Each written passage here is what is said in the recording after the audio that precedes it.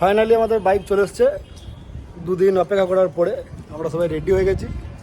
এই দেখো, এই যে আবিদ্যা, এটা আমাদের বাইক।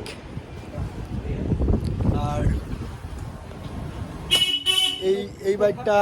এই বাইকটা ফেতেছিল স্টেশনে দুদিন ধরে, খালি যাচ্ছিল আর আসছিল। এটা হচ্ছে আমার বন্ধু গোয়ালিয়রের ডাক্তারবাবু, और इधर डॉक्टर बाबू बाइक हिमालयन। ये डॉक्टर बाबू का वाइफ है, ये बाइक नहीं है। ফাইনালি আমরা বেরোচ্ছি নারকন্ডার জন্য। বাদ যখন একটা বাইকটা এলো, বাইকটা রিসিভ করলাম, বেরোই। হ্যালো গাইজ বন্ধুরা, তো আমরা হিমাচল প্রদেশ এন্টার করে গেছি অনেকক্ষণ আগে। সিমলা থেকে কিছুটা দূরে, মোটামুটি 60-70 কিলোমিটার। আর আমাদের বাইকগুলো মোটামুটি আলামাড়া হয়ে গেছে পাহাড় চাপতে চাপতে। একা বেকা টেরা রাস্তা তো বুঝতেই পারছো, আমরা অল্প অল্প পাহাড়ে আছি পেছনটা দেখে। তো ভালো এখানে একটু খাবো, খেতে পেয়ে যাবো, দুপুরবেলা খাবো একটু, তারপর আর বেরোবো, দেখি কত যাওয়া যায়।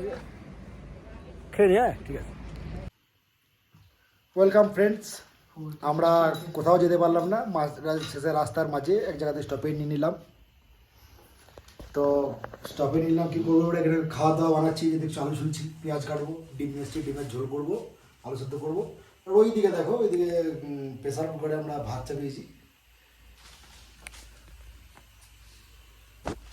ভাত হবে। আর এখানে আকাশে চাঁদ দিচ্ছি, ব্যাস এরকম চলছে। আমি আপেল খাচ্ছে সবাইকে।